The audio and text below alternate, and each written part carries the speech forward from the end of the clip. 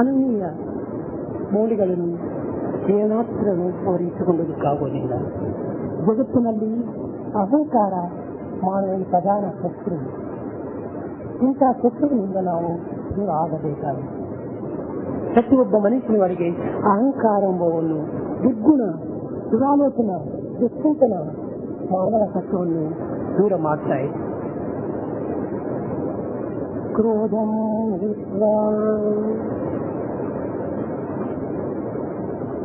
ಪ್ರಪಂಚದಲ್ಲಿ ಕ್ರೋಧ, ಈ ಕ್ರೋಧವನ್ನು ದೂರ ಮಾಡಿಕೊಂಡ್ರೆ ನಮಗೂ ಎಲ್ಲ ಸೌಖ್ಯಗಳನ್ನು ಬೇಕು.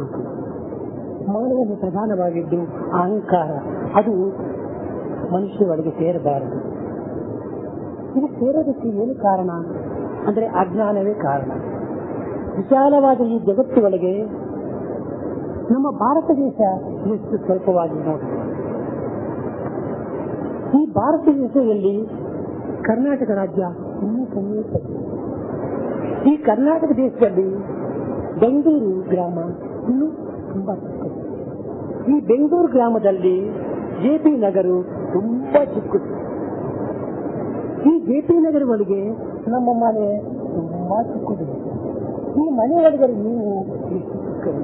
ಇಂಥ ಅಲ್ಪವಾಗಿರುವ ನೀವು ಅನಂತವಾಗಿರುವ ಈ ಜಗತ್ತಿನಲ್ಲಿ ಅಹಂಕಾರ ಪಡುವುದು ದೊಡ್ಡ ಅಜ್ಞಾನವೇ. ಬೇರೆ ಕಾರಣ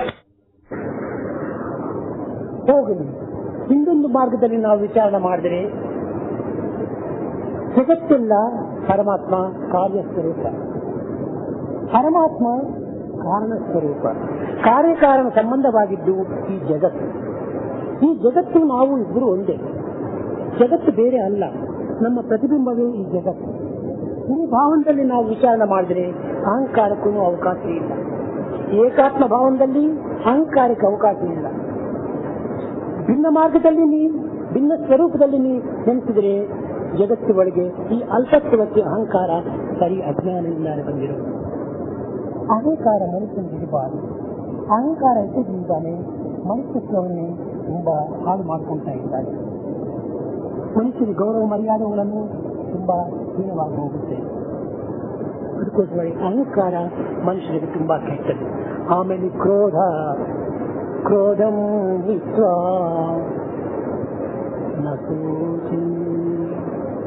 ಈ ಕ್ರೋಧ ಹೋಗುವವರೆಗೂ ನಮಗೂ ಸುಖ ಸಿಕ್ಕೋದಿಲ್ಲ. ದುಃಖವೇ ನಮ್ಮನ್ನು ಪೀಡಿಸ್ತಾ ಇರ್ತಾರೆ. ಅದಕ್ಕೋಸ್ಕರ ದುಃಖವನ್ನು ನಾವು ದೂರ ಮಾಡ್ಕೋಬೇಕಂದ್ರೆ ಕ್ರೋಧವನ್ನು ನಾವು ಜಯಿಸಬೇಕು. ಕಾಮಂ ಹಿತ್ವಾರ್ಥವಾ ಭವತಿ. ಈ ಕೋರಿಕೆಗಳು ಇದರಿಂದ ನಮ್ಮ ಸಿರಿ ಸಂಪತ್ತೆಲ್ಲ ಹಾಳಾಗ್ತಾ ಇದೆ. ಕಾಮದಿಂದಾನೆ ಅಂದ್ರೆ ಕೋರಿಕೆಗಳಿಂದಾನೆ ಅಭಿಷ್ಟಗಳಿಂದಾನೆ ಮಾನವತ್ವವನ್ನು ನಾವು ಹಾಳು ಮಾಡಿಕೊಳ್ತಾ ಇದ್ದೀವಿ. ಈ ಅಭಿಷ್ಟಗಳು ಇರಬೇಕು, ಎಷ್ಟು ಅಷ್ಟು ಲಿಮಿಟ್ನಲ್ಲಿ ಇರಬೇಕು. ಸತ್ಯೋ ನಿಯಮಂ ವಿನ. ನಮ್ಮ ದೇಹದಲ್ಲಿ ಒಂದು ರೀತಿ ಇದು ಟೆಂಪರೇಚರು ಎಷ್ಟೋ ಅಷ್ಟು ಇದ್ರೇನೆ ಈ ದೇಹಕ್ಕೆ ಒಂದು ಆರೋಗ್ಯವಾಗಿರ್ತದೆ. ಟೆಂಪರೇಚರು 98.4 ಅದು ಪರ್ಫೆಕ್ಟ್ ನಾರ್ಮಲ್ ಆಗಿರ್ತದೆ. 99 ಬಂದ್ರೆ ಲೋ ಫೀವರ್ ಸ್ಟಾರ್ಟ್ ಆಗಿದೆ. ಆಮೇಲೆ 96 ಆದ್ರೆ ಲೋ ಬ್ಲಡ್ ಪ್ರೆಷರ್. ಹೆಚ್ಚಾಗಿ ಕೆಳಗೆ ಹೋಗಬಾರ್ದು, ಮೇಲೆ ಹೋಗಬಾರ್ದು, ಅಹಂಕಾರದಿಂದ ಇರಬಾರ್ದು, ಲೋಕತ್ವಕ್ಕೆ ನಾವು ಸೇರಬಾರ್ದು. ಮಧ್ಯ ಮಾರ್ಗದಲ್ಲಿ ನಾವು ಜೀವಿಸಬೇಕಾಗಿದೆ. ಆಸೆಗಳು ಇರಬೇಕು. ಆಸೆಗಳು ಇಲ್ಲದಿದ್ದರೆ ಏನು ಜಗತ್ತಿನೊಳಗೆ ಒಂದಾದರೂ ನಾವು ಸಾಧಿಸಲಿಕ್ಕಾಗೋದಿಲ್ಲ. ಲೋಭಂ ವಿಶ್ವಾಸವಂ. ಲೋಭಂ ಹಿತ್ತ. ಈ ಲೋಭವನ್ನು ನಾವು ಇಟ್ಟುಕೊಂಡಿದ್ದರಿಂದಾನೆ ನಮ್ಮ ಸರ್ವ ಮಂಗಳಗಳು ದೂರವಾಯ್ತಾ ಇದೆ, ಎಲ್ಲ ಅಮಂಗಳವೇ ಆಗ್ತಾ ಇದೆ. ಲೋಭತ್ವ ನಾವು ಇರಬಾರ್ದು. ಲೋಭ ಅಂದ್ರೆ ಮೈಜ ಈ ರೀತಿಯಾಗಿ ಮನುಷ್ಯತ್ವಕ್ಕೆ ಇದು ತುಂಬಾ ಕೆಟ್ಟದ್ದು. ತ್ಯಾಗ ತ್ಯಾಗ ತ್ಯಾಗ. ಅದಕ್ಕೋಸ್ಕರ ವೇದ ಹೇಳಿದೆ, ನ ಕರ್ಮಣ ನ ಪ್ರಜೆಯ ಕನೇನ ತ್ಯಾಗೇನೈತಿ ಅಮೃತತ್ವ ಮಾನಸ. ಒಂದು ಕಡೆ ನಾವು ಗಾಳಿ ತಗೊಳ್ತಾ ಇದ್ದೀವಿ, ಇನ್ನೊಂದು ಕಡೆ ನಾವು ಬಿಡದೆ ಇದ್ರೆ ಇದು ಲಂಗ್ಸ್ ಹಾಳಾಗುತ್ತದೆ. ಒಂದು ಕಡೆ ನಾವು ಆಹಾರ ತಿಂತಾ ಇದ್ದೀವಿ, ಆ ತಿಂದಿದ ಆಹಾರ ಇನ್ನೊಂದು ಕಡೆ ನಾವು ಬಿಡದೆ ಇದ್ದರೆ ಈ ಹೊಟ್ಟೆ ಕೆಟ್ಟ ಹೋಗುತ್ತದೆ. ಒಂದು ಕಡೆ ಬೆಡ್ ಸಪ್ರೇಟ್ ಮಾಡ್ತಾ ಇದೆ, ಈ ಬೆಡ್ ಆ ಸ್ಥಾನದಿಂದ ಇನ್ನೊಂದು ಸ್ಥಾನಕ್ಕೆ ಸರ್ಕಾರ ಆಗದೆ ಇದ್ದರೆ ಅಲ್ಲಿ ಒಂದು ಬಾಯ್ಲ್ ಸ್ಟಾರ್ಟ್ ಆಗುತ್ತದೆ. ಇದೇ ರೀತಿಯಾಗಿ ತ್ಯಾಗನೇ ಇಲ್ಲದಿದ್ದರೆ ನಾವು ಕ್ಷಮನೆ ಇರುವುದಿಲ್ಲ. ಆದರೆ ತ್ಯಾಗ ಮಾಡೋದಕ್ಕೆ ನಾವು ಸಂಸಿದ್ಧವಾಗಿಲ್ಲ. ನಿರಂತರ ಭೋಗ ಭೋಗ ಭೋಗ ಭೋಗ ಭೋಗನೇ ದೊಡ್ಡ ರೋಗ. ತ್ಯಾಗನೇ ನಿಜವಾದ ಯೋಗ. ನಾವು ಯೋಗವನ್ನು ಪಡೆಯಬೇಕಂದ್ರೆ ತ್ಯಾಗದಲ್ಲಿ ನಾವು ಜೀವಿಸಬೇಕು. ಈ ತ್ಯಾಗಕ್ಕೆ ಇಂತಹ ಸತ್ಕಾರ್ಯಗಳೆಲ್ಲ ನಾವು ಸಾಧಿಸಬೇಕು. ಮನುಷ್ಯರೊಳಗೆ 4 ಆಲಯಗಳೆಲ್ಲ ಇದೆ. ಆಲಯಗಳು, ಇದು ಒಂದು ದೇವಾಲಯ. ಆಮೇಲೆ 2ನೇದು ಭೋಜನಾಲಯ, ಹೋಟೆಲ್. 3ನೇದು ವೈದ್ಯಾಲಯ, ಔಷಧಗಳು ಅಂತ ಹೇಳಿ. 4ನೇದು ವಿದ್ಯಾಲಯ. ಈ 4 ಆಲಯಗಳೇ ನಮಗೆ. ಈ 4 ಆಲಯಗಳು ನಮಗೆ ಮನುಷ್ಯರ ಒಳಗೆ ಇಲ್ಲದೇ ಇದ್ದರೆ ಅವರು ಮನುಷ್ಯನೇ ಇಲ್ಲ. ದೇವಾಲಯ, ಈ ದೇವಾಲಯ ಆ ಹೃದಯನೇ ನಮ್ಮ ದೇವಾಲಯ. ದೇಹವೂ ದೇವಾಲಯಕ್ಕಿಟ್ಟು ಜೀವೋ ದೇವಸ್ಥಾನ. ಪರಮಾತ್ಮ ಎಲ್ಲಿದ್ದಾನೆ? ಹೃದಯವಾಸಿ. ಹೃದಯದಲ್ಲಿ ಅವರು ಪ್ರತಿಷ್ಠಿತವಾಗಿದ್ದಾರೆ. ಮದ್ಭಕ್ತ ಎತ್ರ ಗಾಯಂತಿ ತತ್ಪ್ರತಿಷ್ಠಾಮಿ ನಾರದ. ನಮ್ಮ ಪರ್ಮನೆಂಟ್ ಅಡ್ರೆಸ್ ಯಾವುದು ಅಂತೆ? ಏನೋ ಒಂದು ಕೈಲಾಸ, ಸ್ವರ್ಗ, ವೈಕುಂಠ, ಇದೆಲ್ಲ ಬ್ರಾಂಚ್ ಅಡ್ರೆಸ್. ನಿಜವಾದ ಅಡ್ರೆಸ್ ಯಾವುದಂದ್ರೆ ಹೆಡ್ ಆಫೀಸ್ ಅಡ್ರೆಸ್ ದೇಹೋ ದೇವಾಲಯ, body the temple of god. ನಮ್ಮ ಹೃದಯ ದೇಶದಲ್ಲಿ ಪರಮಾತ್ಮ ಪ್ರತಿಷ್ಠಿತವಾಗಿದ್ದಾರೆ. ಅದರಿಂದ ನಮ್ಮ ಹೃದಯನೇ ಒಂದು ದೇವಾಲಯ. ಈಗ ಔಷಧಿಯಿಂದ ದೇವಾಲಯಗಳೆಲ್ಲ ಅದೆಲ್ಲ ಕಟ್ಟಬಹುದು, ಆಮೇಲೆ ಹಾಳು ಮಾಡಬಹುದು. ಇದು ಒಬ್ಬರು ನಿರ್ಮಾಣ ಮಾಡಿದ್ದು.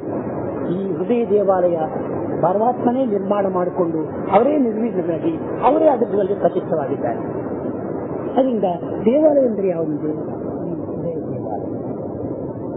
ವೈದ್ಯಾಲಯ, ಈ ವೈದ್ಯಾಲಯ ಅಂದರೆ ಯಾವುದಕ್ಕೆ? ಶರೀರಕ್ಕೆ ಎಲ್ಲ ವೈದ್ಯಾಲಯ. ಪ್ರತಿಯೊಂದು ಕಾಲು ನೋವು, ಕೈ ನೋವು, ಹೊಟ್ಟೆ ಒಳಗೆ ಇದೆಲ್ಲ ನೋವುಗಳೆಲ್ಲ ಬರ್ತಾ ಇದ್ದಾರೆ. ಇದೆಲ್ಲ ಏನು?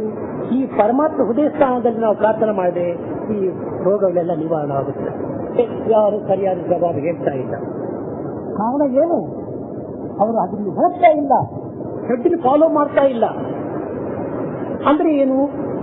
ಹೆಡ್ಡಿಗೆ ಒಂದು ಕಾನ್ಷಿಯನ್ಸ್, ಅದನ್ನು ನಾವು ಫಾಲೋ ಮಾಡ್ತಾ ಇಲ್ಲ. ಬರೀ ಕಾನ್ಷಿಯಸ್ ಫಾಲೋ ಮಾಡ್ತಾ ಇದ್ದೀವಿ, ಸೆನ್ಸಸ್ ನಾವು ಫಾಲೋ ಮಾಡ್ತಾ ಇದ್ದೀವಿ. ಈ ಸೆನ್ಸಸ್ ತುಂಬಾ ದುರ್ಮಾರ್ಗವಾದ ಸೆನ್ಸಸ್. ಯಾವಾಗ ನೋಡಿದ್ರು ದುಃಖವನ್ನೇ ಕೊಡುತ್ತದೆ ವಿನಃ ಆನಂದವನ್ನು ಕೊಡುವುದಿಲ್ಲ. ಸೆನ್ಸಸ್ ಒಂದು ಆನಂದಕ್ಕೋಸ್ಕರವಾಗಿ ನಾವು ಎಷ್ಟೋ ಪ್ರಯತ್ನ ಮಾಡ್ತಾ ಇದ್ದೀವಿ. ಕ್ರೋಸ್ ಆಫ್ ರುಪೀಸ್ ಸ್ಪೆಂಡ್ ಮಾಡ್ತಾ ಇದ್ದೀವಿ. ಟೈಮ್, ಅವರ್ಸ್ ಆಫ್ ಟೈಮ್ ಎಲ್ಲ ನಾವು ಸ್ಪೆಂಡ್ ಮಾಡ್ತಾ ಇದ್ದೀವಿ. ಸರ್ವಕಾಲ ಸರ್ವಾವಸ್ಥೆಯನ್ನು ನಾವು ಟೈಮ್ ಎಲ್ಲ ವೇಸ್ಟ್ ಮಾಡ್ತಾ ಇದ್ದೀವಿ, ನಾವು ಪವಿತ್ರ ಮಾಡ್ತಾ ಇಲ್ಲ. ಅದಕ್ಕೋಸ್ಕರವಾಗಿ ನಾವು ಪವಿತ್ರ ಮಾಡಬೇಕಂದ್ರೆ ಅದು ಸರಿಯಾದ ಒಂದು ಇದರಲ್ಲಿ ಇರಬೇಕು. ಈ ವೈದ್ಯಾಲಯದಲ್ಲಿ, ಈ ವಿದ್ಯಾಲಯದಲ್ಲಿ ಸರಿಯಾದ ಒಂದು ತತ್ವವನ್ನು ತಕ್ಕೋಬೇಕು.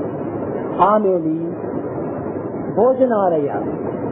ಭೋಜನಾಲಯ ಅಂದ್ರೆ ನಮ್ಮ ಹೊಟ್ಟೆ ಒಂದು ದೊಡ್ಡ ಹೋಟೆಲ್. ಅದು ಏನೇನೋ ಆಶಿಸ್ತಾ ಇರ್ತಾರೆ. ಮಸಾಲೆ ದೋಸೆ ಬೇಕಂತಾರೆ, ಇಡ್ಲಿ ಬೇಕಂತಾರೆ, ಸಾಂಬಾರ್ ಬೇಕು, ಏನೇನೋ ಆಶಿಸ್ತಾ ಇದ್ದೀವಿ. ಅದಕ್ಕೆಲ್ಲ ನಾವು ಅಂದಿಸ್ತಾ ಇದ್ದೀವಿ. ಸರ್ವರ್, ಫ್ಯಾನ್ಸ್ ಎಲ್ಲ ಸರ್ವರ್ ಇದೆಲ್ಲ ಅಂದಿಸ್ತಾ ಇದ್ದೀವಿ. ಇದರೊಳಗೆ ನಾವು ಅಂತರಾರ್ಥವನ್ನು ತಿಳ್ಕೋಬೇಕಂದ್ರೆ ದೇವಾಲಯಕ್ಕೆ ಹೋಗಿರುವಾಗ ಒಂದು ದೇವರ ವಿಷಯದಲ್ಲಿ ಸಂಭಾಷಣೆ ಮಾಡ್ತೀವಿ. ವೈದ್ಯಾಲಯಕ್ಕೆ ಹೋಗಿರುವಾಗ ನಮ್ಮ ರೋಗಕ್ಕೆ ಸಂಬಂಧಪಟ್ಟಿದ ಔಷಧಗಳನ್ನು ನಾವು ಕೇಳ್ತಾ ಇದ್ದೀವಿ. ಅಯ್ಯ, ನಮ್ಗೆ ಹೊಟ್ಟೆ ನೋವು ಇದ್ದೀವಿ, ಒಂದು ಸ್ವಲ್ಪ ಗ್ಯಾಸ್ಟ್ರಿಕ್ ಇದ್ದೀವಿ, ಬೇಕಾದಷ್ಟು ನಾವೆಲ್ಲ ಡಾಕ್ಟರ್ಸ್ ಎಲ್ಲ ತೋರಿಸಿದ್ದೀವಿ. ಯಾವ ರೋಗನ ನಿವಾರಣೆ ಮಾಡೋದಕ್ಕೆ ಔಷಧವನ್ನು ಕೊಡುವಂತ ಕೇಳ್ತೀವಿ. ಅಲ್ಲಿ ಹೋಗಿ ವೈದ್ಯಾಲಯಕ್ಕೆ ಔಷಧ ಮಾತ್ರ ಕೇಳ್ತಾ ಇದ್ದೀವಿ. ಭೋಜನಾಲಯ, ಹೋಟೆಲ್ಗೆ ಹೋದ್ರೆ ತಿಂಡಿ ಪದಾರ್ಥಗಳನ್ನು ನಾವು ಕೇಳ್ತಾ ಇದ್ದೀವಿ. ಮಸಾಲೆ ದೋಸೆ, ಇಡ್ಲಿ, ಸಾಂಬಾರ್, ಇಂಥದ್ದೆಲ್ಲ ಕೇಳ್ತಾ ಇದ್ದೀವಿ. ವಿದ್ಯಾಲಯಕ್ಕೆ ಹೋದ್ರೆ ಯಾವ ಸಬ್ಜೆಕ್ಟ್ ಬೇಕು? ಫಿಸಿಕ್ಸ್ ಬೇಕಾ, ಕೆಮಿಸ್ಟ್ರಿ ಬೇಕಾ, ಬಾಟನಿ ಬೇಕಾ, ಜಿಯಾಲಜಿ ಬೇಕಾ, ಯಾವ್ದು ಬೇಕು ಅಂತ ಸಬ್ಜೆಕ್ಟ್ ಒಳಗೆ ನಾವು ಹೋಗ್ತಾ ಇದ್ದೀವಿ. ದುರದೃಷ್ಟವಶಾತ್ ದೇವಾಲಯಕ್ಕೆ ಬಂದಿದೆ, ದೇವನ ವಿಷಯ ಮಾತಾಡೋದಿಲ್ಲ. ಅದೇ ಬಂದಿರೋದು ದೊಡ್ಡ ರೋಗ. ವೈದ್ಯಾಲಯಕ್ಕೆ ಹೋದ್ರೆ ಮೆಡಿಸಿನ್ಸ್ ವಿಷಯ ಮಾತಾಡ್ತೀವಿ, ವಿದ್ಯಾಲಯಕ್ಕೆ ಹೋದ್ರೆ ಎಜುಕೇಶನ್ ವಿಷಯ ಮಾತಾಡ್ತೀವಿ, ಹೋಟೆಲ್ಗೆ ಹೋದ್ರೆ ತಿಂಡಿ ಪದಾರ್ಥದ ವಿಷಯ ಮಾತಾಡ್ತೀವಿ. ದೈವದ ಮಂದಿರಕ್ಕೆ ಹೋಗಿದ್ರೆ ದೈವದ ವಿಷಯ ಮಾತಾಡೋದಿಲ್ಲ. ಅವನ ವಿಷಯ, ಇವನ ವಿಷಯ, ಇವರ ವಿಷಯ, ಅವರ ವಿಷಯ. ಈ ಸೀರೆ ಎಷ್ಟು, ಈ ಪ್ಯಾಂಟ್ ಎಷ್ಟು, ಈ ಸಫಾರಿ ಎಷ್ಟು, ಈ ನಗರ ಇಂಥದನ್ನು ಮಾತಾಡೋದು. ಈ ರೋಗವನ್ನು ನಾವು ನಿವಾರಣೆ ಮಾಡಿಕೊಳ್ಳೋದಕ್ಕೋಸ್ಕರವಾಗಿ ದೇವಾಲಯವನ್ನು ನಿರ್ಮಾಣ ಮಾಡಬೇಕಾಗಿದೆ. ದೇವಾಲಯಕ್ಕೆ ಹೋಗಿದ ಮೇಲೆ ದೇವರ ವಿಷಯ ಬಿಟ್ಟು ಯಾವುದು ನಾವು ಮಾತಾಡಬಾರದು. ಆ ರೀತಿಯಾಗಿ ಇದ್ರೆ ನೀವು ದೇವಾಲಯಕ್ಕೆ ಹೋಗು, ಇದ್ದಿದ್ದು ದೇವಾಲಯಕ್ಕೆ ಹೋಗಬೇಡ. ಈ ಮನೆಯಲ್ಲಿ ಇಟ್ಕೊಂಡು ನಿಮ್ಮ ಕೆಲಸ ನೀವು ಮಾಡ್ಕೋಬೇಕು. Work is working, duty is god. ಆದ್ರೆ ಯಾವ ವರ್ಕ್ ಮಾಡಿದ್ರು work will be transform into work. ಏನು ಮಾಡಿದ್ರು ಇದು ಒಂದು ಪರಮಾತ್ಮನ ಸೇವರ ಹಾಗೆ ನೀವು ತಿಳ್ಕೋಬೇಕು. ಈ ರೀತಿಯಾಗಿ ನಾವು ಮಂದಿಗಳನ್ನು ಪವಿತ್ರವಾಗಿ ಯೂಸ್ ಮಾಡಬೇಕು, ಉಪಯೋಗಿಸಬೇಕು. ನಿರ್ಮಲವಾದ ಚಿತ್ತದಿಂದ, ನಿಸ್ವಾರ್ಥದ ಭಾವದಿಂದ ಮಂದಿರಗಳನ್ನು ನಾವು ಉಪಯೋಗಿಸಬೇಕಾಗಿದೆ. ಈಗ ಆ ಮಂದಿರಗಳೆಲ್ಲ ತುಂಬಾ ದುರ್ವಿನಿಯೋಗ ಮಾಡ್ತಾ ಇದ್ದಾರೆ. ಆ ದುರ್ವಿನಿಯೋಗ ಮಾಡುವುದೆಲ್ಲ ನಾವು ಇವಾಗ ಬಿಡಿಸಬೇಕು. ಅಯ್ಯ, ನೀವು ಮಂದಿರಕ್ಕೆ ಹೋಗ್ತಾ ಇದ್ದೀವಿ, ಯಾತಕ್ಕೆ ನೀವು ಮಂದಿರಕ್ಕೆ ಹೋಗ್ತಾ ಇದ್ದೀವಿ? ಪರಮಾತ್ಮ ಚಿಂತನೆ ಮಾಡಬೇಕು. ಈ ಪರಮಾತ್ಮನ ಚಿಂತನೆ ಯಾತಕ್ಕೆ ಮಾಡಬೇಕು? ಪರಮಾತ್ಮ ಪ್ರಾರ್ಥಿಸ್ತಾ ಇದ್ದೀವಿ, ಭಜನೆ ಮಾಡ್ತಾ ಇದ್ದೀವಿ, ಧ್ಯಾನ ಮಾಡ್ತಾ ಇದ್ದೀವಿ, ಯೋಗ ಮಾಡ್ತಾ ಇದ್ದೀವಿ, ಜಪ ಮಾಡ್ತಾ ಇದ್ದಾರೆ. ಇದರಲ್ಲಿ ಯಾವುದಕ್ಕೋಸ್ಕರವಾಗಿ ಅಂತ ನಾವು ಚೆನ್ನಾಗಿ ವಿಚಾರಣೆ ಮಾಡಿದ್ರೆ, ನಮ್ಗೆ ಪ್ರಮೋಷನ್ ಬೇಕು, ನಮ್ಗೆ ಮದುವೆ ಬೇಕು, ನಾವು ಕ್ಲಾಸ್ ಪಾಸ್ ಆಗಬೇಕು, ಎಕ್ಸಾಮಿನೇಷನ್ ನಲ್ಲಿ ಪಾಸ್ ಆಗಬೇಕು, ಇಂಥ ಕೋರಿಕೆಗಳೆಲ್ಲ ನಾವು ನೆನೆಸ್ತಾ ಇದ್ದೀವಿ. ಇದಿಲ್ಲ ನಾವು ನೆನೆಸಬಾರ್ದು, ಇದೆಲ್ಲ ನಾವು ಭಗವಂತನ ಕೋರಬಾರ್ದು. ಅದೆಲ್ಲ ನಮ್ಮ ಹತ್ರನೇ ಇದೆ. ಯಾಕೆ ಭಗವಂತನ ಪ್ರಾರ್ಥಿಸಬೇಕು? ನಮ್ಮ ಹತ್ರ ಯಾವ್ದು ಇಲ್ಲನೋ, ಪರಮಾತ್ಮನ ಹತ್ರ ಯಾವ್ದು ಇದೋ ಅದನ್ನ ನಾವು ಪ್ರಾರ್ಥಿಸಬೇಕು, ಅದನ್ನ ನಾವು ಕೇಳ್ಕೋಬೇಕು. ನಿಮ್ಮ ಹತ್ರ ಯಾವ್ದು ಇಲ್ಲ, ನಿತ್ಯ ಶಾಂತಿ ಇಲ್ಲ, ಶಾಶ್ವತವಾದ ಶಾಂತಿ ಇಲ್ಲ. ಅದು ಎಲ್ಲಿದೆ? ಪರಮಾತ್ಮನ ಹತ್ರ ಇದೆ ಶಾಶ್ವತವಾದ ಶಾಂತಿ. ಪರಮಾತ್ಮ ನಮಗೂ ಪರ್ಮನೆಂಟ್ ಪೀಸ್, ಶಾಶ್ವತವಾದ ಶಾಂತಿ ನಮ್ಗೆ ಕೊಡು ಅಂತ ಶಾಂತಿಗೋಸ್ಕರ ಪ್ರಾರ್ಥಿಸಬೇಕು. ಆಮೇಲೆ ಎರಡನೇದು ಯಾವುದು? ಈ ಹಣ ಬೇಕು, ಮನೆ ಬೇಕು, ಮದುವೆ ಬೇಕು, ಇಂಥದೆಲ್ಲ ಪರಮಾತ್ಮನ ಕೇಳಬಾರದು. ಯಾವುದು ನಿಮ್ಮ ಹತ್ರ ಇಲ್ಲ, ನಿರಂತರ ಶಾಶ್ವತವಾದ ಆನಂದ ಇಲ್ಲ ನಿಮಗೂ. ಬ್ರಹ್ಮಾನಂದಂ ಪರಮ ಸುಖದಂ ಕೇವಲಂ ಜ್ಞಾನಮೂರ್ತಿಂ. ಬ್ರಹ್ಮಾನಂದಂ, ಬ್ರಹ್ಮಾನಂದ ನಿಮ್ಮ ಹತ್ರ ಇಲ್ಲ, ಅದು ಪರಮಾತ್ಮನ ಹತ್ರ ಮಾತ್ರನೇ ಇದೆ. ಆ ಬ್ರಹ್ಮಾನಂದವನ್ನು ನೀವು ಕೇಳ್ಕೋಬೇಕು, ಆ ಬ್ರಹ್ಮಾನಂದವನ್ನು ಅನುಗ್ರಹಿಸಬೇಕಂತ ನೀವು ಪ್ರಾರ್ಥಿಸಬೇಕು. ಈ ಎರಡಕ್ಕೆ ಮಾತ್ರ ದಿನ ನೀವು ಯಾವುದು ನೀವು ಪರಮಾತ್ಮ ಕೇಳಬಾರದು. ಇಂಥದ್ದು ಅಂತ ಕೇಳಿದೆಲ್ಲ ನೀವು ಬೆಗ್ಗ. ಯಾತಕ್ಕೆ ಹೋಗಿ ಬೆಬ್ಬರು ನಿಮ್ಮ ಹತ್ರ ಬಂದಿಟ್ಟು, ಅಯ್ಯ ನಮ್ಗೆ ಇಷ್ಟು ಅನ್ನ ಬೇಕು ಅಂತಾರೆ. ಅವ್ರ ಹತ್ರ ಅನ್ನ ಇಲ್ಲ, ನಿಮ್ಮ ಹತ್ರ ಅನ್ನ ಇದೆ. ಅದರಿಂದ ನಿಮ್ಮ ಹತ್ರ ಅವ್ರ ಬೆಗ್ಗರ್, ನೀವು ಓನರ್. ಅದರಿಂದ ಪರಮಾತ್ಮನ ಹತ್ರ ಯಾವ್ದಿದೋ, ನಮ್ಮ ಹತ್ರ ಯಾವ್ದು ಇಲ್ಲನೋ ಅದ್ರ ಮಾತ್ರನೇ ಪರಮಾತ್ಮನ ಕೇಳಬೇಕು. ಪರಮಾತ್ಮನ ಹತ್ರ ಇರುವುದು ಶಾಶ್ವತ ಶಾಂತಿ, ಶಾಶ್ವತ ಆನಂದ. ಈ ಎರಡನ್ನು ನಾವು ಪರಮಾತ್ಮ ಕೇಳಬೇಕು. ಪರಮಾತ್ಮನ ಹತ್ರ ಹೋಗಿ ಅದು ಬೇಕು, ಇದು ಬೇಕು, ಇದು ಬೇಕು, ಅದು ಬೇಕಂತ ಕೇಳಿದ್ರೆ ನೀವು ಭಕ್ತರಲ್ಲ, ಬರೀ ಬೆಗ್ಗರ್. ಇಂಥ ಸತ್ಯವಾದ ವಿಷಯವನ್ನು ನೀವು ಅಂಡರ್ಸ್ಟ್ಯಾಂಡ್ ಚೆನ್ನಾಗಿ ತಿಳ್ಕೊಂಡ್ಬಿಟ್ಟಿರಿ, ಅದು ನಿಜವಾದ ಭಕ್ತಿಗೆ ಲಕ್ಷಣಗಳು. ನಾವು ಭಕ್ತಿ ಭಕ್ತಿ ಭಕ್ತಿ ಅಂತ ಸುಮ್ಮನೆ ಪರಮಾತ್ಮನೆಲ್ಲ ಚಿಕ್ಕ ಚಿಕ್ಕದೆಲ್ಲ ಕೇಳ್ಕೊಳ್ತಾ ಇದ್ದೀವಿ. ಅದೆಲ್ಲ ನಿಮ್ಮೊಳಗಿದೆ, ಪ್ರಪಂಚದಲ್ಲಿ ಇದೆ. ಬೇಕಾದಷ್ಟು ನೀವು ಸಾಧಿಸಬೇಕಂತ ಪ್ರಯತ್ನ ಮಾಡಿದ್ರೆ ಬೇಕಾದಷ್ಟು ಸಾಧಿಸಬಹುದು. ಆದರೆ ಪರಮಾತ್ಮನಿಂದ ಸಾಧಿಸುವುದು ಎರಡೇ ಎರಡು, ಶಾಂತಿ, ಆನಂದ. ಈ ಎರಡು ಮುಂದೆ ನಾವು ಆ ಎರಡು ಪರಮಾತ್ಮ ಹತ್ರ ಮತ್ತು ಎಲ್ಲಿ ಸಿಕ್ಕುವುದಿಲ್ಲ. ನಮಗೆ ಯಾವ ಬಜಾರ್ನಲ್ಲಿ ಸಿಕ್ಕುವುದಿಲ್ಲ, ಯಾವ ಫ್ರೆಂಡ್ಸ್ನು ಕೊಡೋದಿಲ್ಲ, ಯಾವ ಕಂಪನಿ ಸಪ್ಲೈ ಮಾಡೋದಿಲ್ಲ, ಏನು ಮಾಡೋದು ಸಿಕ್ಕೋದಿಲ್ಲ. ಆ ಎರಡು ನಮ್ಮ ಹತ್ರನೇ. ಅದಕ್ಕೋಸ್ಕರವಾಗಿ ದೇಹೋ ದೇವಾಲಯ ಕೃತ್ತೋ ಜೀವೋ ದೇವಸ್ಥಾನ. ನಮ್ಮ ದೇವಾಲಯ ದೇಹವೇ ದೇವಾಲಯ. ಈ ದೇವಾಲಯವಾದ ಈ ಪವಿತ್ರವಾದ ದೇಹವನ್ನು ನಾವು ಸಾರ್ಥಕ ಮಾಡಿಕೊಳ್ಬೇಕು. ಪರೋಪಕಾರಾರ್ಥಂ ಇದಂ ಶರೀರಂ. ಈ ಶರೀರ ಯಾತಕ್ಕೆ ಬಂದಿದೆ? ಪರೋಪಕಾರ ಸಂಬಂಧವಾಗಿ ಬಂದಿದೆ. ಇನ್ನೊಬ್ಬರಿಗೆ ನಾವು ಹೆಲ್ಪ್ ಮಾಡಬೇಕು. ವ್ಯಾಸ ಮಹರ್ಷಿ 18 ಪುರಾಣಗಳೆಲ್ಲ ಬರೆದುಬಿಟ್ಟು, ಈ 18 ಪುರಾಣಗಳೆಲ್ಲ ಇಷ್ಟಿಷ್ಟು ದೊಡ್ಡ ದೊಡ್ಡ ಪುರಾಣಗಳು. ಒಂದೊಂದು ಪುರಾಣ ತಲೆಕಾಲಿಗೆ ಇಟ್ಕೊಂಡು ಪಿಲ್ಲು ಹಾಗೆ ಯೂಸ್ ಮಾಡ್ಕೋಬಹುದು. ಅಷ್ಟೇ ಅದನ್ನ ಓದಿ ಅರ್ಥ ಮಾಡ್ಕೊಳ್ಳಿಕ್ಕೆ ಯಾರ ಕೈನಲ್ಲಿ ಆಗೋದಿಲ್ಲ.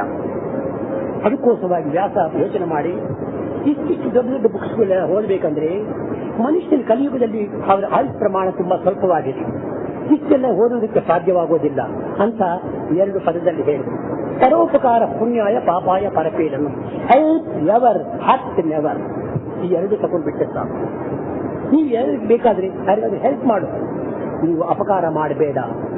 ಆ ಎರಡನ್ನು ನಾವು ಚೆನ್ನಾಗಿ ಜೀವನದಲ್ಲಿ ನಾವು ದೃಢವಾಗಿ ಸಂಕಲ್ಪ ಮಾಡಿಕೊಂಡು ಆಚರಣೆಯಲ್ಲಿ ಇಟ್ಟುಬಿಟ್ಟು ಇದಕ್ಕಂತೆ ದೊಡ್ಡ ಸಾಧನೆ ಏನು ಬೇಕಾಗಿಲ್ಲ. ಸಾಧನೆ ಮಾಡ್ತಾ ಇದ್ದೀವಿ. ಏನು ಸಾಧನೆ ಮಾಡ್ತಾ ಇದ್ದೀವಿ? ಈ ಸಾಧನೆಗಳ ವಿಷಯದಲ್ಲಿ ಚೆನ್ನಾಗಿ ಯೋಚನೆ ಮಾಡಿದ್ರೆ ಈ ದೊಡ್ಡ ದೊಡ್ಡ ಪಂಡಿತರು, ದೊಡ್ಡ ದೊಡ್ಡ ಮಹನೀಯರುಗಳು, ದೊಡ್ಡ ದೊಡ್ಡ ಸ್ವಾಮಿಗಳು ಇದೆಲ್ಲ ಬ್ಯಾಕ್ ಲೀಡ್ ಮಾಡ್ತಾ ಇದ್ದಾರೆ.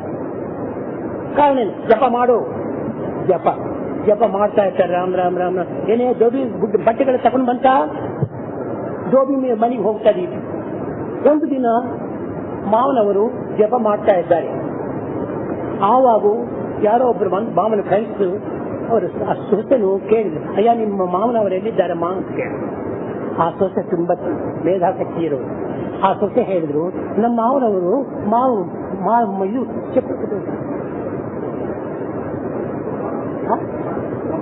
ಇಲ್ಲ ಮಾದಿಗ ಮಂದಿರಕ್ಕೆ ಹೋಗಿದ್ದೆ ಅಂತ.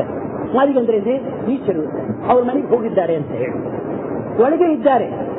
ಆದ್ರೆ ಯಾತಕ್ಕೆ ಹೀಗೆ ಹೇಳ್ತಾ ಇದ್ದಾರೆ, ಜಪ ಮಾಡ್ತಾ ಇದ್ದಾನೆ ಮಾವನವರು, ಚಪ್ಪಲಿ ಎಲ್ಲಿ ಹೋಗಿದ್ದು ಅಂತ ಅದಕ್ಕೆ ಮೇಲೆ ಚಿಂತೆ ಇಟ್ಕೊಂಡಿದ್ದಾನೆ. ಅದರಿಂದ ಮಾದಿಗ ಮಂದಿರಕ್ಕೆ ಹೋಗಿದ್ದಾನೆ ಅಂತ ಹೇಳಿ ಮನಸ್ಸಲ್ಲಿ ಇಟ್ಟುಕೊಂಡು ಇಲ್ಲಿ ಜಪ ಮಾಡಿದ್ವಿ ಏನು ಪ್ರಯೋಜನ? ಇದು ಜಪ, ಇದು ಕಾನ್ಸಂಟ್ರೇಷನ್ ಇಲ್ಲ. ಕಾನ್ಸಂಟ್ರೇಷನ್ ಅನ್ನೋದು ನಾವು ನಿತ್ಯ ಜೀವನದಲ್ಲಿ ಇದು ವೇ ಆಫ್ ಲೈಫ್. ಈ ನಿತ್ಯ ಜೀವನದಲ್ಲಿ ಯಾವುದು ಕಾನ್ಸಂಟ್ರೇಷನ್ ಇಲ್ಲದೆ ವಾಕಿಂಗ್, ಶಾಪಿಂಗ್, ರೀಡಿಂಗ್, ರೈಟಿಂಗ್ ಎಲ್ಲ ಕಾನ್ಸಂಟ್ರೇಷನ್ ಇಲ್ಲಾನೆ. ನಡೀಬೇಕಂದ್ರೆ ಆ ದೃಷ್ಟಿ ಎಲ್ಲ ರೋಡ್ ಮೇಲೆ ಇಟ್ಟಿದ್ರೆ ನಡೆಯೋದಕ್ಕಾಗುತ್ತದೆ.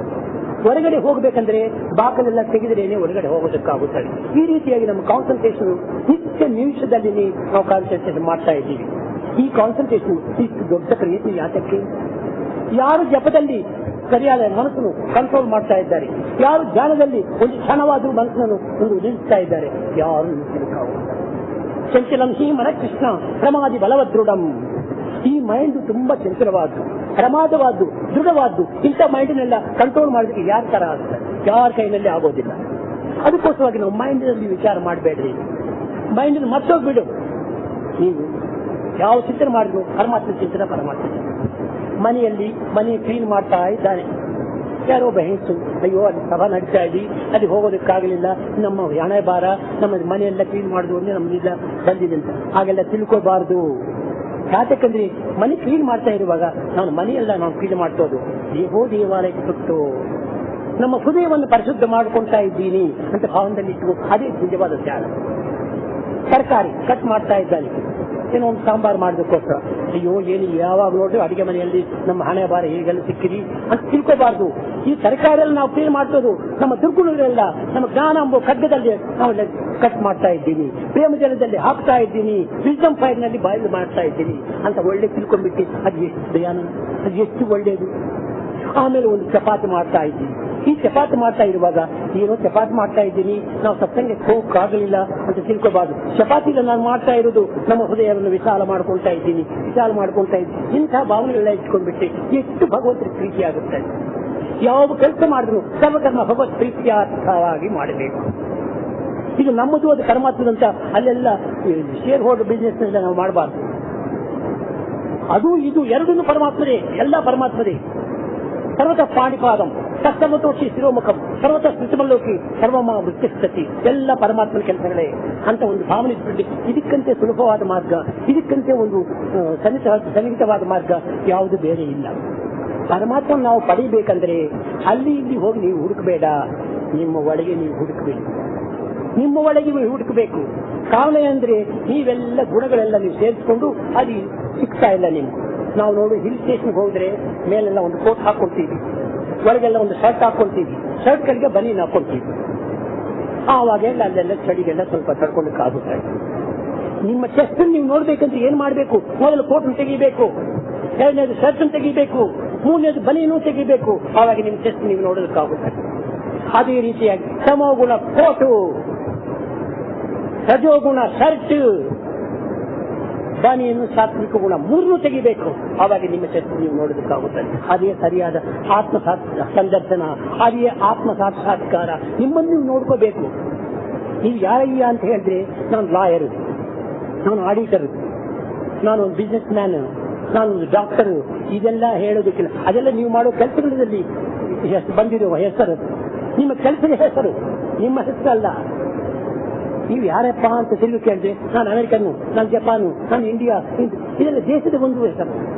ನಿಮ್ಮ ಹೆಸರು ಏನು ಅಂತ ಚೆನ್ನಾಗಿ ಯೋಚನೆ ಮಾಡಬೇಕು. Who are you? I am ಆತ್ಮ. ಅದು ಸರಿಯಾದ ಅರ್ಥ. ಈ ರೀತಿಯಾಗಿ ಸರಿಯಾದ ತತ್ವವನ್ನು ಚೆನ್ನಾಗಿ ತಿಳ್ಕೊಳ್ಬೇಕಂದ್ರೆ ಎಲ್ಲಿಗೆ ಹೋಗ್ಬೇಕಂತಾದಿಲ್ಲ, ಯಾರನ್ನೂ ಹಿಡ್ಕೋಬೇಕಂತಾದಿಲ್ಲ, ಯಾರ ಪಾದನೂ ಹಿಡ್ಕೋಬೇಕ. ನಿಮ್ಮ ಪಾದವನ್ನು ನೀವು ಹಿಡ್ಕೋ ಸಾಕು. ನಿಮ್ಮ ಪಾದದ ಮೇಲೆ ನೀವು ಆಧಾರ ಪಡ್ಕೊಂಡಿರು, ಇನ್ನೊಬ್ಬರ ಪಾದದ ಮೇಲೆ ನೀವು ಆಧಾರ ಪಡ್ಕೋಬೇಡ. ಅದು ಡಿಪೆಂಡ್ ಆಗುತ್ತದೆ. ಅದು ಇನ್ ಡಿಪೆಂಡ್ ಅಂತ ರೀತಿಯಲ್ಲಿ ನಾವು ಚೆನ್ನಾಗಿ ಸಾಧಿಸಬೇಕು. ಇವಾಗೆಲ್ಲ ಏನೇನು ಹುಚ್ಚುಚ್ಚಾದ ಈ ಗ್ರಂಥಗಳಿಂದ ಅದರಿಂದ ಈ ಬುಕ್ಕಿಶ್ ನಾಲೆಜ್ ಬಂದುಬಿಟ್ಟು ಎಲ್ಲರನ್ನೂ ಮೆಂಟಲ್ ಎಲ್ಲ ಕೆಡಿಸ್ತಾ ಇದೆ. ಅದು ಮಾಡಬಾರ್ದು. ಬುಕ್ಕಿಶ್ ನಾಲೆಜ್ ಒಂದು ಸೂಪರ್ಫಿಷಿಯಲ್ ನಾಲೆಜ್. ಪ್ರಾಕ್ಟಿಕಲ್ ನಾಲೆಜ್ ಬರಬೇಕು. ಪ್ರಾಕ್ಟಿಕಲ್ ನಾಲೆಜ್ ಹೇಗೆ ಬರಬೇಕಂದ್ರೆ ಚೆನ್ನಾಗಿ ನೀವು ಆಚರಣೆದಲ್ಲಿ ಇರಬೇಕು. ಯಾವುದು ನೀವು ಹೇಳ್ತಾ ಇದ್ದೀವೋ ನೀವು ಅಲ್ಲಿ ಹೇಳು, ಮಾಡು. ಮಾಡ್ತಾ ಇರೋದೇ ನಿಂತಿದ್ದು ನೆನ್ಸ್ಬಿಡು. ನಿಂತಿದ್ದು ಹೇಳಬೇಕು, ಹೇಳಿದ್ದು ಮಾಡಬೇಕು. This is the proper study of man kind.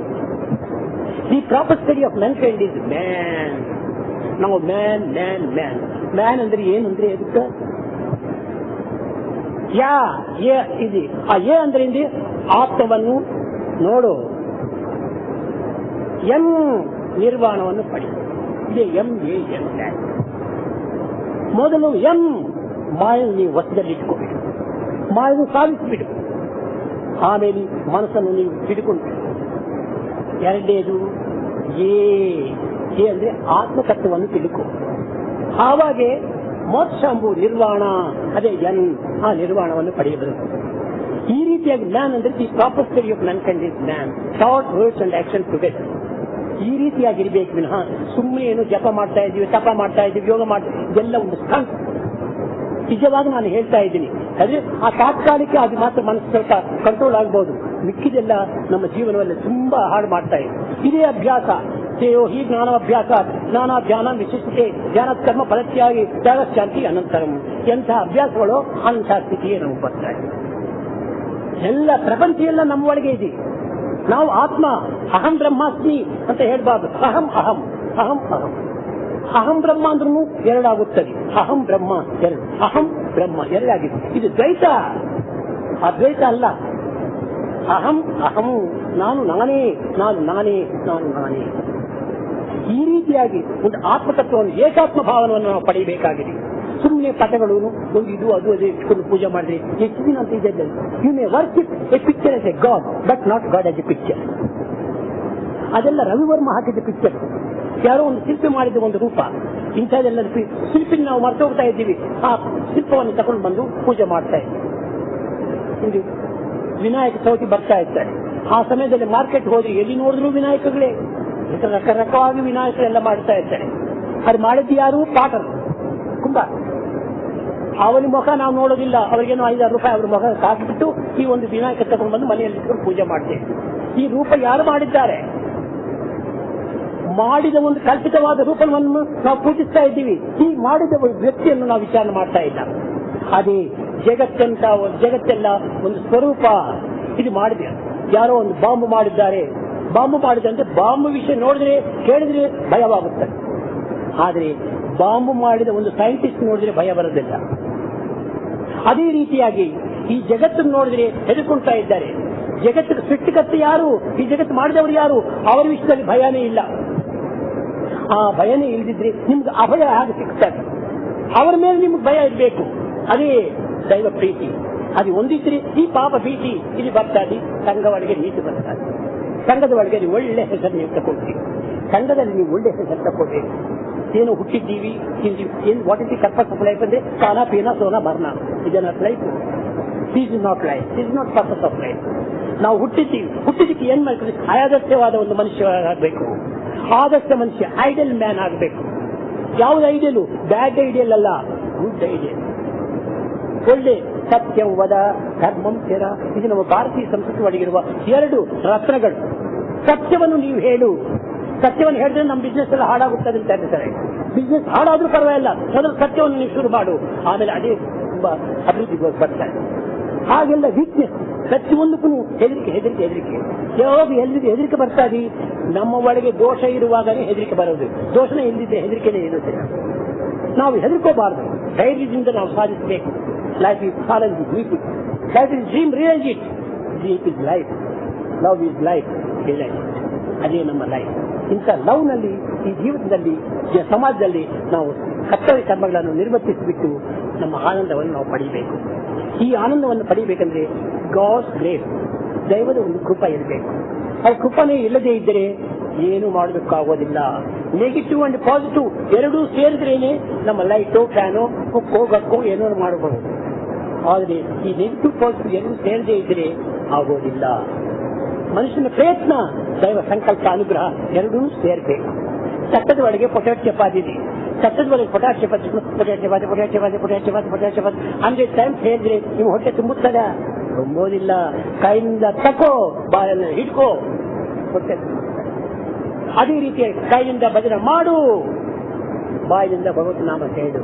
ಈ ಎರಡೂ ಸೇರಿದ್ರೇನೆ ಹೃದಯ ಪೂರ್ವಕವಾಗಿ ಆನಂದವಾಗಿ ಪರಮಾತ್ಮ ಸಾಕ್ಷಾತ್ಕಾರವನ್ನು ಪಡೆಯಬಹುದು. ಬರೀ ಒಂದು ಕೃಷ್ಣ, ಬರೊಂದು ರಾಮ, ಬರೊಂದು ಗೋವಿಂದ, ಒಂದು ಶ್ರೀನಿವಾಸ ಬಾಯಿನಲ್ಲಿ ಜಿಪ್ನಿಂದ ಬರಬಾರದು. ಅದು artificial. Art is inside, art is outside. ಇದೆಲ್ಲ ಜಗತ್ತಿನೆಲ್ಲ ಮೋಸ ಮಾಡೋದಕ್ಕೋಸ್ಕರವಾಗಿ ನಾವೆಲ್ಲ ಹಾಗೆಲ್ಲ ಗುಣಿಸ್ತಾ ಇದ್ದೀವಿ. ಪರಮಾತ್ಮನ ಮೋಸ ಮಾಡೋದಕ್ಕಾಗೋದಿಲ್ಲ.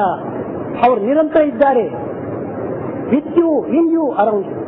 ಈ ರೀತಿಯಾಗಿರೋ ಪರಮಾತ್ಮನ ಹೇಗೆ ನೀವು ಮೋಸ ಮಾಡೋದಕ್ಕಾಗುತ್ತೆ? ಇದೆಲ್ಲ ಒಳ್ಳೆ ಭಕ್ತಿ ಅಲ್ಲ. ನಿಜವಾಗಿ ನೀವೇನಾದ್ರೂ ನಮ್ಗೆ ತಿಳ್ಕೋ, ನಾನು ಹೇಳೋದು ಒಳ್ಳೆ ಸತ್ಯವಾದ ವಿಷಯ.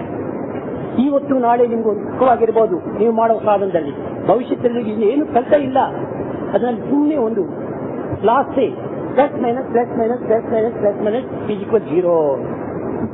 ಒಂದು ಕಡೆ ನೀವು ಪರಮಾತ್ಮ ನಿಲ್ಲಿಸ್ತಾ ಇದ್ದೀವಿ, ಇನ್ನೊಂದು ಕಡೆ ಅದಕ್ಕೆ ವಿರುದ್ಧವಾಗಿ ನಡ್ಕೊಳ್ತಾ ಇದ್ದೀವಿ. ಅವಾಗ ಏನಾಯ್ತು, ನಾವು ವಿರುದ್ಧವಾಗಿ ನಡ್ಕೊಂಡೆಲ್ಲ ಮೈನಸ್ ಆಯ್ತು, ನಿಲ್ಲಿಸ್ತಾ ಇದ್ದು ಪ್ಲಸ್ ಆಯ್ತು. Plus minus is equal 0. ಏನು ಆಗೋದು? ನೀವು ಯಾವ್ದು ನೆನೆಸ್ತಾ ಇದ್ದು ಆ ನೆನೆಸಿರ್ತಕ್ಕಂಥ ರೀತಿಯಾಗಿ ನೀವು ನಡ್ಕೋಬೇಕು. ಅದೇ ಸತ್ಯ ಮಾರ್ಗ, ಅದೇ ಧರ್ಮ ಮಾರ್ಗ. ಪರಮಾತ್ಮ ಎಲ್ಲಿದ್ದಾರೆ ಅಂತ ಯಾರು ಕ್ವಶನ್ ಆಗ್ತಾರೋ, ಟ್ರೂತ್ ರೂಪದಲ್ಲಿದ್ದಾರೆ, ಸತ್ಯ ಸ್ವರೂಪದಲ್ಲಿದ್ದಾರೆ. ಸತ್ಯಂ ಸ್ವರೂಪಂ, ಸತ್ಯವೇ ನಿಜವಾದ ಪರಮಾತ್ಮ, ಶಾಂತವೇ ನಿಜವಾದ ಪರಮಾತ್ಮ, ಧರ್ಮವೇ ನಿಜವಾದ ಪರಮಾತ್ಮ. ಅಂತ ರೂಪದಲ್ಲಿ ನಾವು ಚೆನ್ನಾಗಿ ವಿಶ್ವಾಸದಿಂದ ನಾವು ನಡ್ಕೊಂಡ್ರೆ ನಮ್ಮ ಜನ್ಮವನ್ನು ಸಾರ್ಥಕ ಮಾಡ್ಕೋಬಹುದು. ಅದಕ್ಕೋಸ್ಕರವಾಗಿ ನಾನು ಬಂದಿರೋದು. ಮನುಷ್ಯ ಜನ್ಮ ಯಾತಕ್ಕೆ ಬಂದಿದೆ? ಏನೋ ಹಣ ಏನೋ ಸಂಪಾದನೆ ಮಾಡಿಬಿಟ್ಟು ಮೇಡೆಗಳೆಲ್ಲ ತುಂಬಾ ದೊಡ್ಡದು ಮಾಡ್ಕೊಂಡು ಇದಕ್ಕೋಸ್ಕರವಲ್ಲ, ಆದ್ರೆ ಸತ್ಯವನ್ನು ತಿಳಿಸೋದಕ್ಕೋಸ್ಕರವಾಗಿ ಈ ಮಂದಿರಗಳೆಲ್ಲ ವಿಸ್ತಾರಿಸ್ತಾ ಇದ್ದಾರೆ. ಮಂದಿರಗಳ ಒಳಗೆ ಹೋಗ್ತಾ ಇದ್ದ ಪರಮಾತ್ಮ ಚಿಂತ ಯಾವ ಚಿಂತನೆ ಮಾಡಬಾರ್ದು. ತಾಯಿ ತಂದೆ ಏನಿದ್ರು ಅದೆಲ್ಲ ಮಧ್ಯೆ ಬರೋ ಪಾಸಿಂಗ್ ಕ್ಲೌಡ್ಸ್. ಮಾತಾ ನಾಸ್ತಿ, ಪಿತಾ ನಾಸ್ತಿ, ನಾಸ್ತಿ ಬಂಧು ಸಹೋದರ, ಅರ್ಥಂ ನಾಸ್ತಿ, ಗೃಹಂ ನಾಸ್ತಿ, ತಸ್ಮಾತ್ ಜಾಗ್ರತ ಜಾಗ್ರತ ಜಾಗ್ರತ. ಇದೆಲ್ಲ ಎಷ್ಟು ದಿನ ನೀವು ಮದುವೆ ಮಾಡೋದಕ್ಕೆ ಮುಂಚೆ ನಿಮ್ಮ ಹೆಂಡತಿ ಯಾರು, ನೀವ್ಯಾರು? ಮದುವೆ ಆದ್ಮೇಲೆ she's my wife, she's my wife. ಈ ನಿಜ. ಇದಕ್ಕೆ ಮುಂಚೆ ಅವ್ರು ಯಾರು, ನೀವ್ಯಾರು? ಇದೆಲ್ಲ ನಾಸ್ತಿ ನಾಸ್ತಿ ನಾಸ್ತಿ.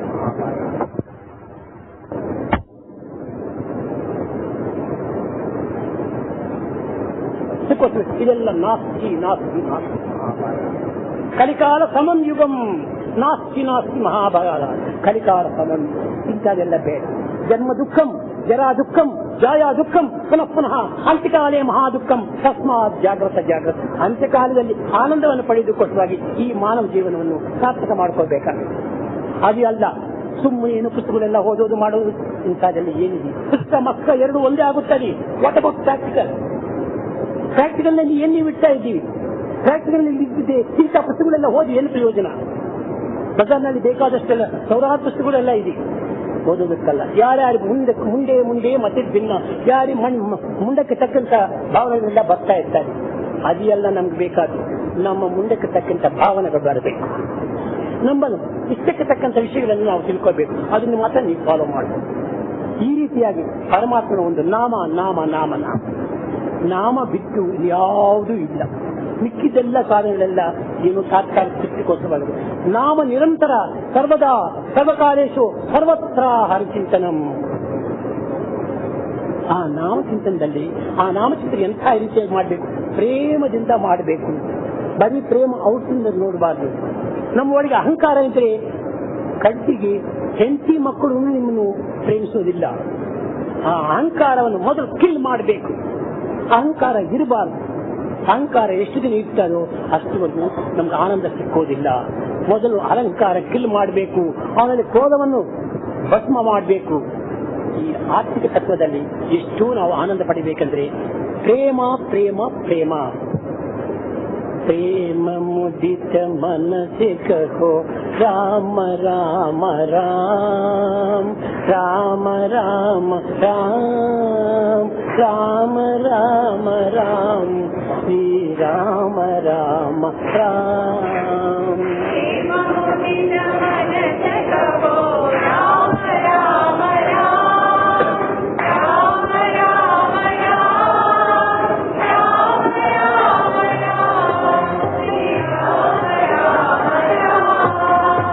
ಪಾಪ ಕಥೆ ದುಃಖ ಮಿಥೆ ಏಕ ರಾಮ ನಾಮ.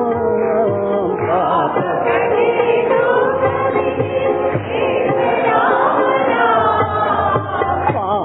सके दुख वेत राम नाम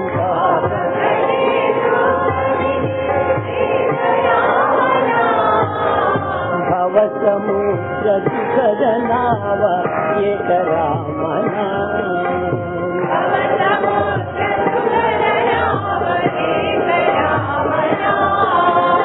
परम शांति सुख निदान दिव्य राम नाम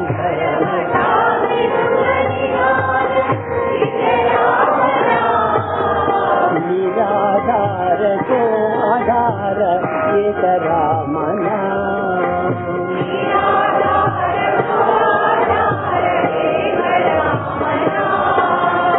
माता पिता बंधु सखा सब राम नाम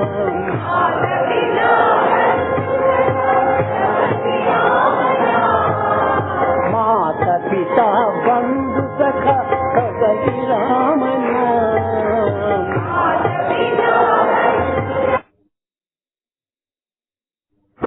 दुख मिटे वेत राम नाम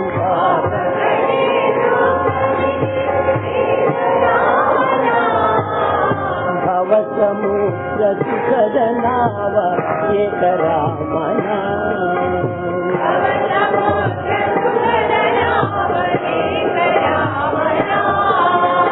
परम शांति सुख निदान दिव्य राम नाम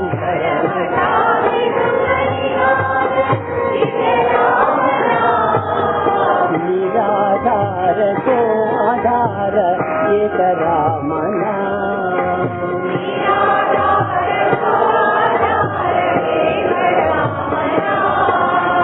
माता पिता बंधु सखा सब राम नाम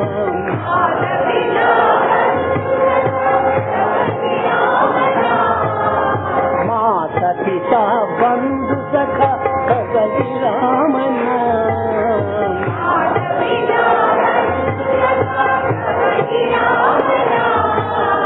भक्त जनर जीवन धन एक राम नाम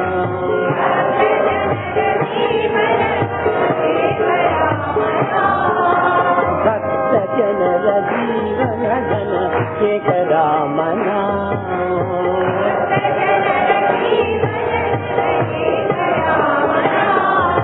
राम राम राम राम राम राम राम राम राम श्री राम राम राम राम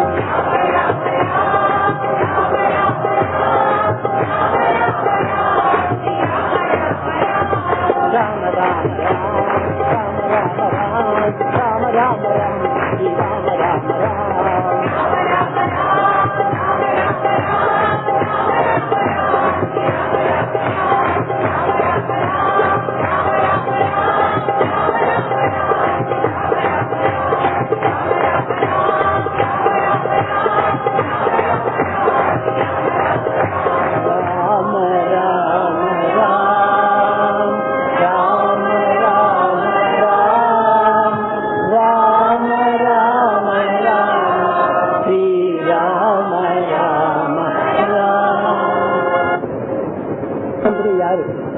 ದಶರಥ ಮಹಾರಾಜ ರಾಮ ಅಲ್ಲ. ದಶರಥ ಅಂದ್ರೆ ಯಾರು? ಏನು ಅಯೋಧ್ಯ ನಗರ ರಾಜು ಅವರಲ್ಲ. ದಶರಥ ಇದೆಲ್ಲ ದಶೇಂದ್ರಿಯ ರಥ ದೇಹ. 5 ಕರ್ಮೇಂದ್ರಿಯಗಳು 5 ಜ್ಞಾನೇಂದ್ರಿಯಗಳು ಎರಡು ಸೇರಿ ದಶೇಂದ್ರಿಯ. ದಶೇಂದ್ರಿಯ ರಥ ದಶರಥ. ಈ ದಶರಥ ಅಯೋಧ್ಯ ಯಾವುದು? ಯಾರು ಓದಲಿಲ್ಲ, ಒಳಗೆ ಹೋಗೋದಕ್ಕಾಗೋದಿಲ್ಲ. ಅದೇ ಹೃದಯ ಅಯೋಧ್ಯ. 3 ಹೆಂಡತಿಗಳು. ಇನ್ನು ರಾಮ ಲಕ್ಷ್ಮಣ ಭಕ್ತ ಶತ್ರು ಇವರು ಎಲ್ಲಿಂದ ಬಂತು? ಅದೇ ಚತುರ್ವಿಧ ಪುರುಷಾರ್ಥಗಳು. ಅದೇ ರಾಮ ಲಕ್ಷ್ಮಣ ಭಕ್ತ ಶತ್ರು. ಧರ್ಮ ಅರ್ಥ ಕಾಮ ಮೋಕ್ಷ ಇವು 4 ಪರಮಾತ್ಮನ ಒಂದು ಸ್ವರೂಪದಲ್ಲಿ ಈ ದಶರಥ ಮಕ್ಕಳಾಗಿದ್ದಾರೆ. ಆ ರಾಮನೇ ಆತ್ಮಾರಾಮ. ಬಹಿರ್ಮುಖರಾಮ ಇಲ್ಲ, ಅಂತರ್ಬಹಿಷ್ಠ ಸರ್ವವ್ಯಾಪ್ಯ ನಾರಾಯಣ ಸ್ಥಿತ ಆತ್ಮಾರಾಮ. ಆತ್ಮಾರಾಮನ್ ನಾವು ನಿರಂತರವಾಗಿ ಚಿಂತಿಸಬೇಕು. ಹೊರಗಡೆ ಇರುವ ರಾಮ ಯಾರು ನೋಡಲಿಲ್ಲ. ದಶರಥ ಹುಟ್ಟಿದ್ರು ಇಲ್ಲೋ ಯಾರಿಗೂ ನೋಡಲಿಲ್ಲ. ಬದಿ ಪುರಾಣಗಳೆಲ್ಲ ಹೇಳ್ತಾ ಇದ್ದೀವಿ. ಈ ಪುರಾಣಗಳು ಮಾತ್ರ ಇಷ್ಟು ವಿಶ್ವಾಸ ನೀವು ನೋಡ್ತಾ ಇದ್ದೀರಿ. ನಿಜವಾಗಿ ನಿಮ್ಮ ಒಳಗಿರುವ ಆತ್ಮಾರಾಮನು ಎನ್ನ ಹತ್ತಕ್ಕೆ ನೀವು ವಿಶ್ವಾಸ ಮಾಡಿ. ವಿಕಸಿಸಬಾರದು. ನಂಬಿಕೆ ಇಲ್ಲ ಇವತ್ತು ಜಗತ್ತು ಒಳಗೆ. ಇಂಥ ಬಲಹೀನರಾಗಿದ್ದಾರೆ ಮನುಷ್ಯರು ಎಂದು ಬಾರ್ಬರ್ ಹತ್ರ ಹೋಗಿ ಅಯ್ಯ ನಮಗೆ ಕಟ್ ಮಾಡಿ ಬಂದೆ, ಅವರು ಜುಟ್ಟು ಹಿಡ್ಕೊಂಡು ಕೈನಲ್ಲಿ ಕತ್ತಿಡ್ಕೊಂಡು ಕಟ್ ಮಾಡ್ತಾರೆ. ಅವ್ರ ಮೇಲೆ ತುಂಬಾ ಸರೆಂಡರ್ ಮಾಡ್ತಾ ಇದ್ದಾರೆ. ಬಾರ್ಬರ್ಗೂ ಸರೆಂಡರ್, ಅವ್ರ ತಲೆ ಹೋಗ್ತಾ ಇದ್ದಾರೆ. ಇನ್ನು ಧೋಬಿ ಹತ್ರ ಹೋಗಿ ತುಂಬಾ ಒಳ್ಳೆ ಪ್ಯಾಂಟು ಶರ್ಟು ಸಫಾರಿ ಗಿಫಾರಿ ಎಲ್ಲ ಬೆಲೆ ಆಗಿದೆ, ಅದನ್ನೆಲ್ಲ ಧೋಬಿಗೆ ಹಾಕ್ಬಿಟ್ಟು ಅವ್ರ ಮೇಲೆ ತುಂಬಾ ವಿಶ್ವಾಸದಿಂದ ಅವ್ರಿಗೆ ಧೋಬಿಗೆ ಹಾಕ್ತಾ ಇದ್ದಾರೆ. ಕಾರು ಡ್ರೈವರ್ ಮಾಡೋರಿಗೆಲ್ಲ ಸರೆಂಡರ್ ಮಾಡಿಬಿಟ್ಟು ಬ್ಯಾಕ್ ಸೀಟ್ ನಲ್ಲಿ ಚೆನ್ನಾಗಿ ನಿದ್ರೆಯಲ್ಲಿ ಹೋಗ್ತಾ ಇದ್ದಾರೆ. ಅವರಿಗೆ ಸರೆಂಡರ್ ಮಾಡ್ತಾರೆ, ಡ್ರೈವರ್ ಸರೆಂಡರ್ ಮಾಡ್ತಾರೆ. ನಮ್ಮ ಮನೆ ಒಳಗೆ ಬೇಕಾದ ಹಣ ಇದೆ ಅಂದ್ರೆ ಗುರ್ಕಾ ಅಪಾಯಿಂಟ್ ಮಾಡ್ತೀವಿ. ಆ ಗುರ್ಕಾಗೆಲ್ಲ ಎಲ್ಲಾ ಭಾರಗಳನ್ನು ಹಾಕ್ಬಿಟ್ಟು ಇವರು ನಿಶ್ಚಿಂತವಾಗಿ ನಿದ್ರೆ. ಗುರ್ಕಾ ಸರೆಂಡರ್ ಮಾಡ್ತಾರೆ, ಡ್ರೈವರ್ ಸರೆಂಡರ್ ಮಾಡ್ತಾರೆ, ಬಾರ್ಬರ್ ಸರೆಂಡರ್ ಮಾಡ್ತಾರೆ, ಧೋಬಿಗೆ ಸರೆಂಡರ್ ಮಾಡ್ತಾರೆ. ಗಾಡ್ಗೆ ಆಟಕ್ಕೆ ಸರೆಂಡರ್ ಮಾಡಬಾರ್ದು. ಇಂಥ ಧೈರ್ಯ, ಇಂಥ ವಿಶ್ವಾಸ ಮನುಷ್ಯನವರಿಗೆ ಹಾಡಾಗಿದೆ. ಇಂಥ ಅಲ್ಪ ಬುದ್ಧಿ ಒಳಗಿದ್ದಾರೆ ಮಾನವ ಇವತ್ತು. ಇಂಥ ಅಲ್ಪವತ್ತನ್ನು ನಾವು ದೂರ ಮಾಡಿ ಅಧಿಕತ್ವವನ್ನು ಹೋಗಬೇಕು. ಊರ್ಧ್ವ ಮೂಲಂ ತಕ್ಷಾಖ, ನಮ್ಮ ದೃಷ್ಟಿ ಉನ್ನತ ಸ್ಥಾಯಿಗೆ ಹೋಗಬೇಕು, ಕೆಳಗೆ ಹೋಗಬಾರ್ದು. ಇದೇ ನಿಜವಾದ ಒಂದು ಆತ್ಮತತ್ವ, ಇದೇ ನಿಜವಾದ ಆತ್ಮಾನಂದ, ಇದೇ ನಿಜವಾದ ಒಂದು ಆತ್ಮ ಸಂದರ್ಶನ. ಆತ್ಮ ಸಂದರ್ಶನ ಅಂದ್ರೆ ನಮ್ಮ ಆನಂದವನ್ನು ನಾವು ಪಡೆಯಬೇಕು. ನಮ್ಮ ಆನಂದ ಇನ್ನೊಬ್ರು ಕೊಡುವ ಆನಂದ ಇಲ್ಲ. ಅದರಲ್ಲಿ ಇವತ್ತು ಕೊಟ್ಟ ನಾಳೆ ಹೋಗ್ಬೋದು. ಆ ಕೊಟ್ಟಿರೋದು ಎಷ್ಟೊತ್ತಿರ್ತಾರೆ, ಏನು ಇರೋದಿಲ್ಲ. ಶಾಶ್ವತವಲ್ಲ, ಅಶಾಶ್ವತ. ಇದಕ್ಕೋಸ್ಕರವಾಗಿ ಜಗತ್ತೊಳಗೆ ಅನಿತ್ಯಂ ಅಸುಖಂ ಲೋಕಂ ನಿಯಮ ಪ್ರಾಪ್ತಿ ಭಜಸ್ವ ಮಾಂ. ಅನಿತ್ಯಂ ಅಸುಖಂ ಲೋಕಂ, ಇದು ಅನಿತ್ಯವಾಗಿ ಅಸತ್ಯವಾದ ನಿತ್ಯ ಸತ್ಯವಾದ ಲೋಕದಲ್ಲಿ ನಾವು ಸೇರಬೇಕು. ಅದೇ ಆತ್ಮಸ್ಥಾಯಿಗೆ ನಾವು ಹೋಗಬೇಕು. ಆತ್ಮಸ್ಥಾಯಿಯನ್ನು ವಿಶ್ವಸಿಸಬೇಕು. ಆವಾಗ ನಿಜವಾದ ಆನಂದವನ್ನು ನೀವು ಪಡೆಯಬಹುದು. ಪ್ರೇಮ ಸ್ವರೂಪರೇ, ನೀವೆಲ್ಲರೂ ಪ್ರೇಮ ಸ್ವರೂಪರೇ, ಎಲ್ಲರೂ ಪ್ರೇಮದಲ್ಲೇ ಇದ್ದಾರೆ. ಅದು ಬಿಟ್ಟು ಯಾವುದೂ ಇಲ್ಲ. ಆ ಪ್ರೇಮವನ್ನು ನಾವು ಸಾಧಿಸಬೇಕು. ಆ ಪ್ರೇಮವನ್ನು ಪ್ರೇಮದಿಂದಾನೇ ನಾವು ಸಾಧಿಸಬೇಕು. ಇದು ವಿಶಾಲವಾದ ಜಗತ್ತ ಒಳಗೆ ನಾವು ಹುಟ್ಟಿದ್ದೀವಿ. ನಮ್ಮ ಪ್ರೇಮನು ವಿಶಾಲವಾಗಿರಬೇಕು. ಇದರೊಳಗೆ ಅಣು ಮಾತ್ರವಾಗಿರಬಾರದು. ತುಂಬಾ ತಪ್ಪು. ವಿಶಾಲವಾದ ಪ್ರಪಂಚದಲ್ಲಿ ವಿಶಾಲವಾದ ಪ್ರೇಮದಿಂದ, ವಿಶಾಲವಾದ ಹೃದಯದಿಂದ, ವಿಶಾಲವಾದ ಆನಂದವನ್ನು ನಾವು ಪಡೆಯಬೇಕಾಗಿದೆ. ಸತ್ಯಂ ವದ ಧರ್ಮಂ, ಈ ಎರಡನ್ನು ನಾವು ಬಿಡದೆ ನಾವು ಕಾಪಾಡಿಕೊಂಡು ಆ ಮಾರ್ಗದಲ್ಲಿ ನಾವು ಜೀವಿಸಿದ್ರೆ ನಮ್ಮ ಜನ್ಮ ಸಾರ್ಥಕವಾಗುತ್ತದೆ. ನಿಜವಾದ ಮನುಷ್ಯ ಎಂಬ ಒಂದು ಹೆಸರನ್ನು ಸಾರ್ಥಕ ಮಾಡಿಕೊಳ್ಳುತ್ತಾಗುತ್ತೆ. ಮನುಷ್ಯ ಇಂಥ ಮನುಷ್ಯ ಜನ್ಮ ಹೇಗೆ ಬಂದಿದೆ? ಜಂತೂನಾಂ ನರಜನ್ಮ ದುರ್ಲಭಂ, ನರಜನ್ಮ ದುರ್ಲಭವಾಗಿದೆ. ನಾ ಅಂದ್ರೆ ಇಲ್ಲ, ಗ್ರಹ ಅಂದ್ರೆ ಅಜ್ಞಾನ, ನಾಶನ. ನರಹ ಅಂದ್ರೆ ఏంటంటే ನಾಶನವಿಲ್ಲಂತಹದ್ದು ನರ. ನಾವು ಆಕಾಶ ಸ್ವರೂಪವಾಗಿರುವರು. ಇದರಿಂದಾನೇ ಪಂಚಭೂತಗಳೆಲ್ಲ ಬಂದಿದೆ. ಅದರಿಂದ ನಮ್ಮ ಹೃದಯವನ್ನು ಚೆನ್ನಾಗಿ ವಿಶಾಲ ಮಾಡ್ಕೊಂಡು ಹೋಗ್ಬೇಕು. ಅದೇ expansion love, not contraction love. ಸಂಕುಚಿತ ಪ್ರೇಮದೆಲ್ಲ ನಾವು ಇಟ್ಕೋಬಾರ್ದು. ವಿಶಾಲವಾದ ಪ್ರೇಮವನ್ನು ಪಡೆಯಬೇಕಂತ ನಾನು ಆಶೀರ್ವದಿಸ್ತಾ ನಮ್ಮ ದೀರ್ಘ ಪ್ರಸಂಗವನ್ನು ನಿರ್ಮಿಸ್ತಾ ಇದ್ದೀನಿ.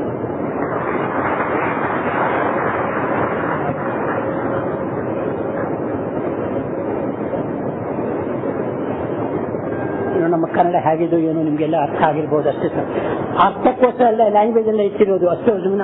ಏನು ಪ್ರೈಸ್ಗೋಸ್ಕರ, ಏನು ಡಿಗ್ರಿಗೋಸ್ಕರ, ಇನ್ನೊಂದು ಬೇನಸ್ ಒಂದು ಏನು ತಗೊಂತಾರೆ ನೋಡು, ಪದ್ಮಶ್ರೀ ಪದ್ಮವಿಭೂಷಣ, ಇಂಥ ಇದಕ್ಕೋಸ್ಕರ ಇಲ್ಲ.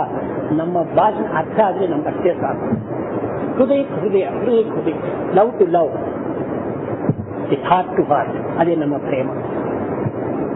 ಎಷ್ಟು ಮಿಸ್ಟೇಕ್ಸ್ ಎಲ್ಲ ಇರ್ಬೋದು. ಅದು ಏನು ಮಿಸ್ಟೇಕ್ ಬರೋದಿಲ್ಲ, ಆದ್ರೆ ಕೆಲವು ಪದಗಳೆಲ್ಲ ಬರ್ತಾರೆ ಸ್ವಲ್ಪ ಅಷ್ಟೇ.